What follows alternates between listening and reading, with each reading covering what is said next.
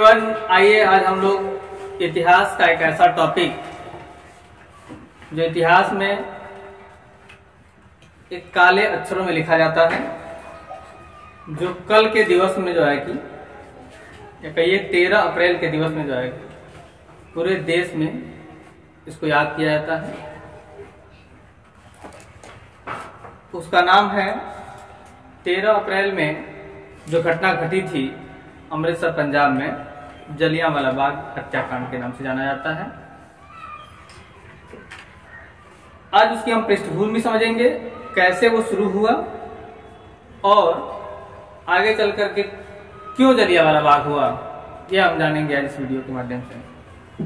तो सबसे पहले हम इसका पृष्ठभूमि समझते हैं। तो वह शुरू होता है रॉलेट एक्ट, एक कानून से, जिसको हम जानेंगे इस वीडियो में। सबसे पहले देखेंगे रॉलेट एक्ट क्या है। रॉलेट एक्ट क्या है? एक्ट का मतलब होता है कानून। क्या होता है? तो रॉलेट एक्ट एक ऐसा कानून है जो अंग्रेजी सरकार द्वारा पारित किया गया, बनाया गया। और ये रॉलेट एक्ट जो है 1917 में सिडनी रॉलेट की अध्यक्षता में लाया गया था। रॉलेट एक्ट और सेडिसन समिति के सिफारिश से बनाया गया था। सेडिसन समिति के सिफारिश पर बनाया गया था। 19 मार्च 1919 सरकारी इसका नाम रखा गया अराजक और क्रांतिकारी अपराध अधिनियम 1919। अराजक और क्रांतिकारी अपराध अधिनियम 1919। इस रॉलेट एक्ट को भारत के लोगों के द्वारा काला कानून भी कहा गया है। क्यों कहा गया, अभी हम बता रहे हैं क्यों कहा गया है। क्योंकि देखेंगे यहाँ पर मैंने एक चीज लिखा हुआ है कि बिना वकील, बिना अपील और बिना दलील का कानून भी इसे कहा गया है। क्योंकि इसमें किसी भी भारतीय पर बिना मुकदमा चलाए जेल में डालने का अधिकार मिल गया था अंग्रेजी सरकार को। बिना मुकदमा चलाए जेल में डाल सकता था। तो इस तरह के जो है कि काले कानून को भारत में बहुत ही जोर शोर से विरोध हुआ था। इसमें देखेंगे आप 24 फरवरी 1919 को महात्मा गांधी द्वारा एक सत्याग्रह सभा का आयोजन किया गया था मुंबई में, और इसका खुल के विरोध हुआ था। और उसमें महात्मा गांधी ने जो है कि सत्य और अहिंसा के मार्ग पे चलते हुए इसका विरोध करने की बात कही थी। मदन मोहन मालवीय और मोहम्मद अली जिन्ना ने भी जो है कि अंग्रेजी सरकार के समिति सदस्यों से क्या किया था, इस्तीफा दे दिया था नाराज होकर के।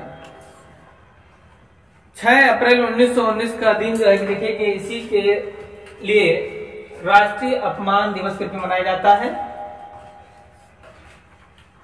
एक दिल्ली में उसी समय जो है कि एक आंदोलन हुआ, हिंसक आंदोलन हुआ, जिसमें सैफुद्दीन किचलू और सत्यपाल की गिरफ्तारी हो गई, जिसके फलस्वरूप जो है 13 अप्रैल 1919 को जलियांवाला बाग में लोग इकट्ठा हुए और जलियांवाला बाग हत्याकांड का परिणाम जो है भारत को देखना पड़ा। तो आइए हम देखते हैं जलियांवाला बाग हत्याकांड की शुरुआत कैसे हुई, कहां से हुई और उसका परिणाम क्या हुआ। अब हम देखते हैं जलियांवाला बाग हत्याकांड, जिसकी शुरुआत रॉलेट एक्ट की वजह से हुई थी भारत में।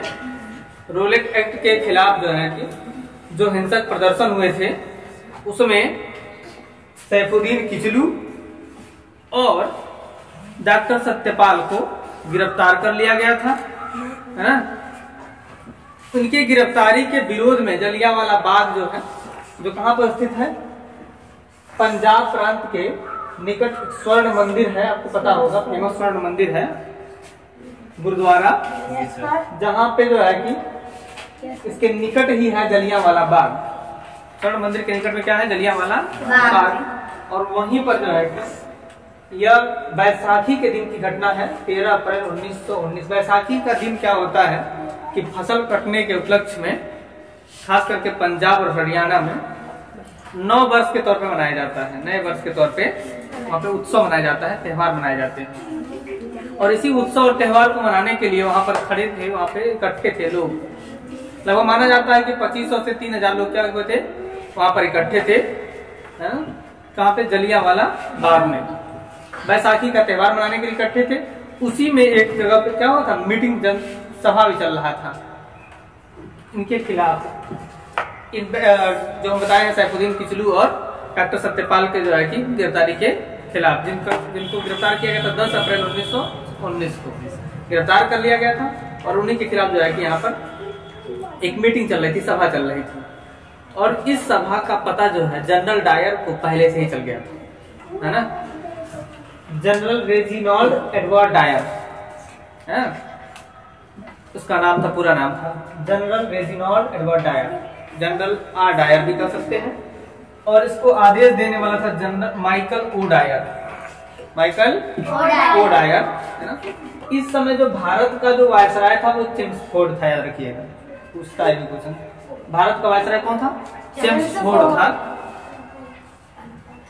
इसने क्या किया, सेना लेकर के लोगों को घेर लिया, सेना लेकर क्या कर लिया, लोगों को घेर लिया उस बाग में, बागीचे में, है ना, जहां पर यह मीटिंग हो रही थी या सभा हो रही थी, है ना।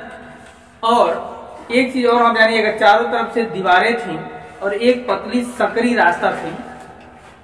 समझिए कि आदमी भाग भी नहीं सकता था। एक दरवाजे पे इसने क्या किया था, तोप लगा दिया था, है ना, कि इधर से लोग आएंगे तो मारे जाएंगे। चारों तरफ से घेर लिया, अचानक घुस गया, जैसे कि इसने पहले से ही मन बना लिया था मारने का, है ना, पूरी सेना लेकर के। और आप देखेंगे यहाँ पर 10 मिनट तक लगातार फायरिंग करवाया, गोली चलवाया। 1650 राउंड गोलियां चली थी। कितने राउंड, 1650 राउंड गोलियां चली थी। मानने वाले तो अलग अलग मानते हैं, जैसे जो अन्य आधिकारिक जो आंकड़ा है उसके हिसाब से माना जाता है। कुछ लोग मानते हैं 1500, कुछ लोग 1600, कुछ लोग 1900 तक मानते हैं, 1700 1800 तक मानते हैं लोग कि वहां पे लोग मारे गए थे। 2000 से अधिक लोग घायल हुए थे इस गोली चलने में, जलियांवाला बाग में क्या करना। लेकिन सरकारी आंकड़ों के अनुसार जो है कि 379 माना जाता है। सोचिए, है ना, ये छुपा के बताया जाता है। क्यों बताया जाता है कि ज्यादा विद्रोह और फैल जाएगा, है ना। कोई भी देखिएगा ना, आज के समय में भी कोई अगर हादसा होता है तो अचानक नहीं बताया जाता है कि इतने लोग मारे गए, कम कम करके बताया जाता है। कुछ लोग मरे हैं, कुछ लोग घायल हैं, इलाज चल रहा है ना, बात करेंगे इलाज के दौरान मर गए, हैं, तो रिपोर्ट बाद में आती है। डायरेक्ट रिपोर्ट नहीं बताया जाता कि लोग क्या हो जाएंगे, विद्रोह कर जाएंगे, हैं? तो ये भी सरकारी रिपोर्ट में कितना बताया गया था, 379, है ना। इस हत्याकांड से दुखी होकर के पूछा जाता है कि रविन्द्रनाथ टैगोर ने अपनी नाइटहुड की उपाधि वापस कर दी थी और महात्मा गांधी ने केसरी हिंद की उपाधि वापस कर दी थी। इस बात का आपको जानना है। चमनदीप ने जो है कि डंडा फौज तैयार किया था, जो लाठी डंडा और चिड़ीमार बंदूक लेकर के जो है कि घुमा करते थे, पैदल मार्च किया करते थे और पोस्टर से चिपकाया करते थे। इनका ये जो है कि काम था। इस देखिएगा हत्याकांड में एक नाम आता है सरदार उधम सिंह का, सरदार उधम सिंह का, है ना। सरदार उधम सिंह भी उस जो है कि बाग में मौजूद थे और आंखों देखा पूरा जो है कि इनके सामने घटना घटी है। सरदार उधम सिंह के सामने सोचिए, किसी आदमी के सामने ऐसी घटना घट जाए कि लाशों का जो है कि लाइन बिछ जाए वहां पे पूरा, आप समझ सकते हैं 1500 लाश अगर गिरा होता है तो कैसा लगेगा, है ना। वो ऐसा मेला था जिसमें बच्चे भी थे, बूढ़े भी थे, बड़े भी थे, महिलाएं भी थी, है ना। सब के सब मारे गए। जनरल डायर ने किसी को जो है कि हाँ, उसने रहम नहीं दिखाया कि चलो बच्चे इसको नहीं छोड़ते, ये ऐसा कुछ नहीं, बस फ्री, है ना, गोली चलवाया। उसमें उधम सिंह थे जो बच निकले थे या बच गए थे कहिएगा ना। गोली लगने के बाद भी ये उनका जान बच गया था, है? इन्होंने उसी समय प्रण ले लिया था कि हम क्या करेंगे, इस डायर को छोड़ेंगे, इस डायर की डायरी हम पलट देंगे। डायर की डायरी क्या करेंगे, पलट देंगे, है? एक एक पन्ना इसका नोच के फेंक देंगे, है? डायर को। तो उसी समय उन्होंने सोच लिया था जनरल डायर को मारने की, लेकिन जनरल डायर की मृत्यु पहले ही हो गई बीमारी से। किससे? बीमारी से। अच्छा, इसका आदेश जो देने वाला था वो तो बच गया था ना अभी, माइकल ओ डायर। क्या नाम था उसका? माइकल ओ डायर क्या कर रहा था? अभी बूढ़ा हो चला था अब। अरे 21 साल बाद की बात, देखिए 13 अप्रैल 1900 घटना हुई थी, है ना? और 13 मार्च अब देखिए 1940 में आ जाइए, 21 साल बाद, है ना? उधम सिंह के पास पैसा नहीं था कि वो लंदन पहुंच जाए। पता चला था इनको अखबार के माध्यम से कि लंदन में इसका सभा होने वाला है। इनको कैसे कैसे क्या किया, लकड़ी का काम सीखे हैं, कारपेंटर का काम सीख करके लकड़ी का इन्होंने क्या किया, कुछ पैसा इकट्ठा किया, लंदन पहुंचे हैं। वहां जाकर के क्या किए हैं, कुछ दिन जो है रेस्टोरेंट में काम किए हैं, बर्तन साफ करना, ठीक ना? और वहां से जो है कि कैसे वेश बदल करके और इसके सभा में पहुंच गए थे, जहाँ पे इसका मीटिंग चल रहा था। किसका? माइकल ओ डायर का सभा चल रहा था 13 मार्च 1940 को लंदन के कैक्सटन हॉल में चल रहा था। कहाँ चल रहा था? लंदन के कैक्सटन हॉल में चल रहा था सभा। और उसमें इन्होंने क्या किया, अपना जो एक पुस्तक लिए थे मोटा सा, उसी पुस्तक में बंदूक के डिजाइन में काट लिए थे पुस्तक को, ठीक ना? और उसी में फिट कर दिए थे। अब पुस्तक वैसे तो ले लिए थे, पता नहीं चला था कि इसमें बंदूक भी लिए हैं, वो तो पुस्तक था, लेके पहुंच गए थे, है ना?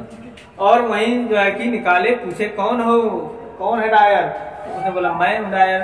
तो ले डायर, है तुम्हारी डायरी हम बदल देते हैं। और उन्होंने क्या किया, 3 राउंड गोलियां चलाई और ये डायर वहीं पे ढेर हो गया, है ना? लेकिन मार के भागे नहीं, जानते थे भागेंगे तो भी मारे जाएंगे, तो इन्होंने भागा। इनका उद्देश्य था मारना डायर को, है ना?